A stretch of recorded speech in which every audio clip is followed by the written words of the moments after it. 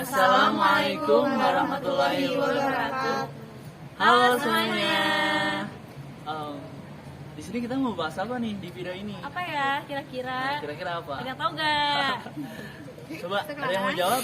Nah, sekarang kita akan memaparkan sedikit tentang ketahanan nasional. Nah, ketahanan nasional ini adalah salah satu tugas ya dari pendidikan kewarganegaraan. Wah, banget. Nah, dan di sini kami ada 5 orang ya. Yes. Mau perkenalan dulu kalian? Pasti penasaran dong siapa aja. Halo, aku Fitri Aprilia. Halo, aku Amelia Neza. Halo, aku Denda Arif Alul Fikri. Aku Salsa Nisa. Aku Anugrah Citra Mastiani. Nah, udah kan, cukup kan perkenalannya. Mungkin kalau ada yang bisa kalian tanyakan, boleh cantumkan di kolom komentar. Dan oke. Dan jangan lupa ya, tonton video ini sampai habis, oke? Karena ini sangat-sangat penting dan sangat-sangat bermanfaat buat kalian mestinya, oke? Dan kita tutup. 1, 2, 3. Assalamualaikum warahmatullahi wabarakatuh.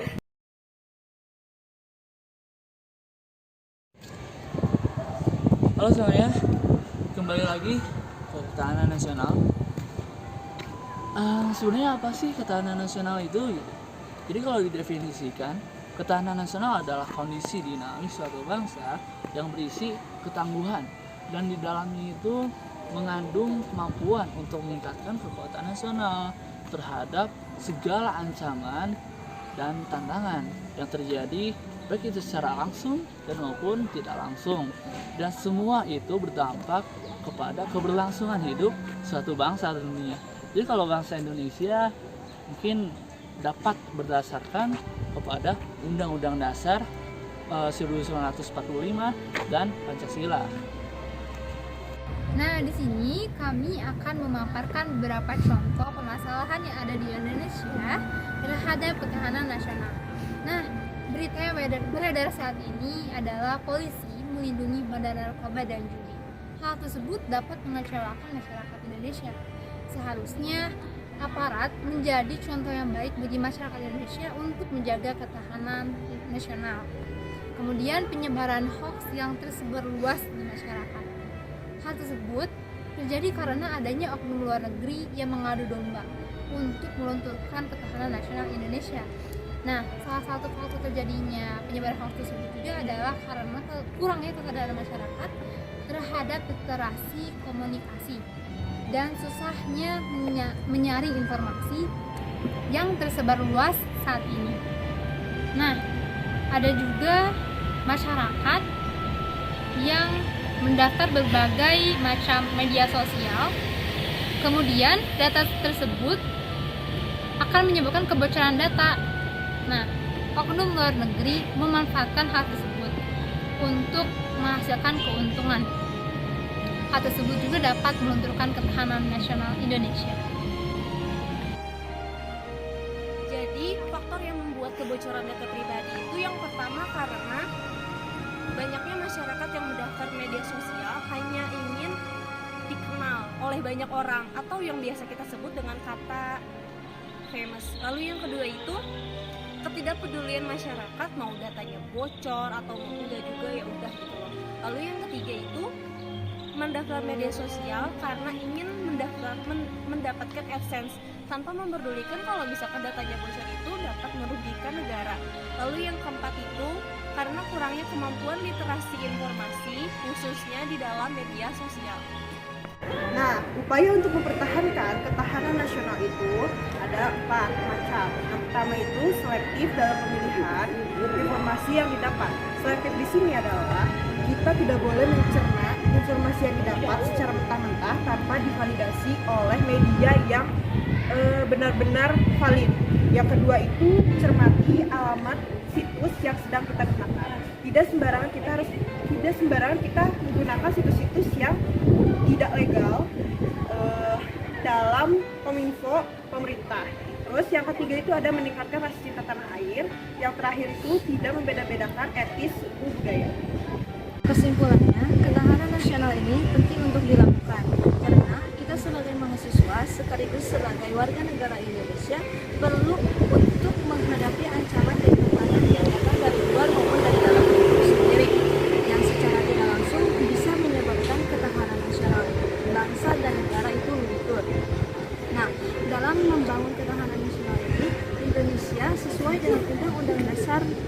1945 dan wawasan Nusantara.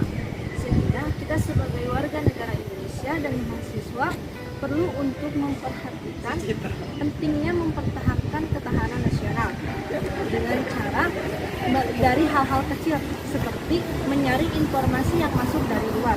Karena kan di zaman seperti sekarang ini, sosial media bukan suatu hal yang baru lagi.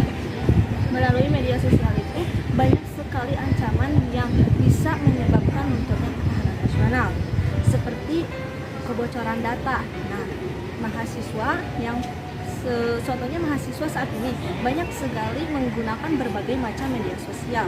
Nah, media sosial itu pastinya harus mengakses data pribadi identitas diri kita.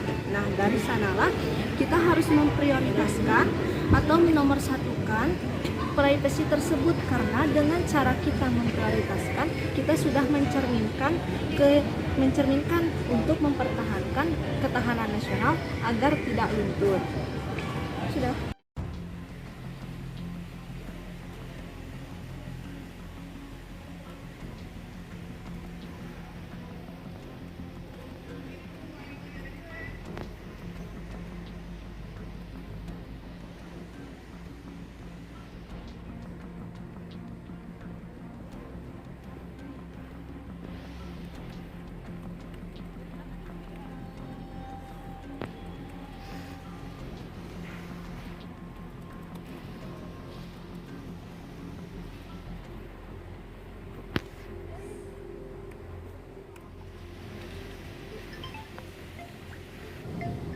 Siapa ini?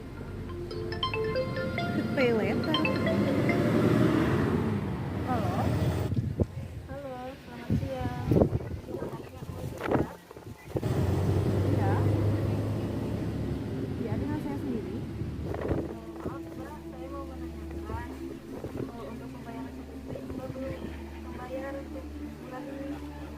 Loh, kamu tidak merasa menggunakan pay letter ya? Tapi di sini data-datanya sudah tercantum nama Mbak. Berarti harus saya yang bayar dong. Ya Mbak, pihak kami tidak mau tahu. Soalnya ini kami tahunya nama Mbak. Ya sudah deh. Jadi itu terakhir itu kapan ya, Mbak?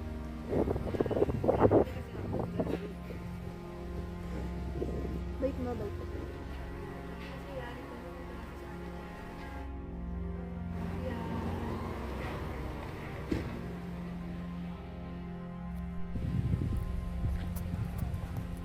Demikianlah video yang mempresentasikan dampak di jaring media sosial yang secara tidak langsung dapat menimbulkan efek negatif terhadap ketahanan nasional, yakni keberlangsungan hidup suatu bangsa, khususnya bangsa Indonesia. Kita dapat mengambil kesimpulan bahwa dengan menggunakan media sosial atau platform yang menggunakan media sosial, haruslah berhati-hati, jangan semena-mena terhadap identitas diri dan data pribadi. Apalagi kita sebagai generasi muda penerus bangsa harus siap menjunjung tinggi untuk mempertahankan ketahanan nasional. Salam dari kami kelompok 6. Terima kasih. Sampai jumpa lagi.